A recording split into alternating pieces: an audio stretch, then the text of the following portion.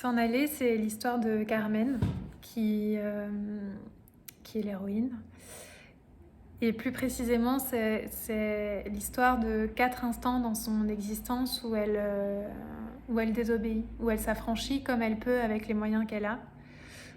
Donc on la rencontre, on la découvre sur un bateau au tout début du récit, dans un corps qui n'est pas tout à fait le sien, et dans un rôle qui n'est pas tout à fait le sien non plus, puisqu'elle apparaît sous les traits d'un marin au sein d'un équipage constitué exclusivement d'hommes. Et on apprend avec elle à s'approprier ce territoire-là, euh, à contrefaire avec elle les manières d'un homme, et à comprendre que c'est possible en fait.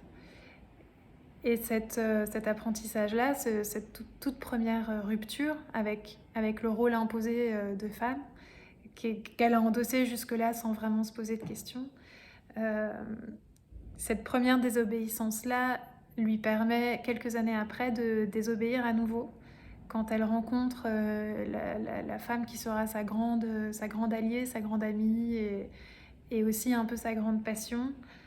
Euh, et qu'elles partent à deux, qu'elles quittent l'immédiatement connu, leur pays, leur culture pour assouvir un fantasme en fait, une passion pour l'ailleurs. Et donc elles reprennent la mer, elles montent à nouveau en bateau pour découvrir Java, son art, sa musique, sa danse. Et cette rupture-là, je crois que c'est aussi l'histoire du réel qui fait éruption et qui se confronte au fantasme. Parce que comme la plupart des voyages, ça ne se passe pas exactement comme ce qu'elles attendaient. Ce n'est pas l'Éden fantasmé. Euh, et, euh, et puis toujours sur le thème du réel qui fait irruption.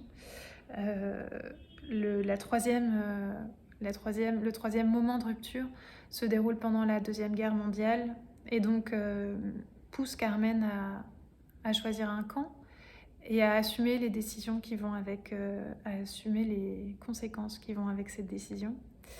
Euh, donc on la suit là-dedans également jusqu'à l'ultime partie qui aborde vraiment le sujet de la vieillesse et aussi de comment vivre cet âge-là, comment vivre cet ultime seuil, comment le passer à sa manière et selon ses propres règles.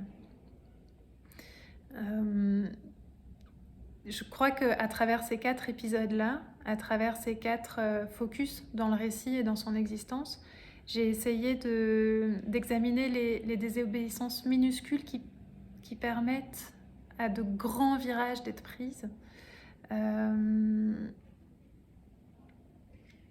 Ouais, je crois que c'est vraiment ce que j'ai essayé d'analyser et de raconter. Et puis je crois que ça m'a permis aussi de construire une héroïne qui ne soit pas monolithiquement héroïque. Je voulais quelqu'un qui soit imparfait, je voulais qu'il reste des désirs inassouvis, je voulais qu'elle hésite, qu'elle se trompe, je voulais qu'elle soit mélancolique aussi. Euh, je voulais qu'elle soit réelle et pas intimidante parce que, euh, parce que j'ai souvent trouvé les héroïnes flamboyantes et merveilleuses mais intimidantes. Donc j'ai essayé de lui donner des dimensions humaines et accessibles. Et puis j'ai aussi essayé de faire en sorte que ce récit d'émancipation résonne encore un petit peu avec maintenant. Parce que, parce que je crois que c'est toujours pas si simple de s'émanciper, c'est toujours pas si simple de faire mentir un itinéraire euh, prédéfini. Et je crois qu'en racontant cette histoire qui se déroule au XXe siècle, beaucoup d'éléments proviennent ou restent valides encore au XXIe siècle. Donc je voulais faire le lien entre cette histoire qui n'est pas si passée et l'histoire qu'on connaît maintenant. Voilà. Je crois que c'est ce qu'il faut savoir de ce récit.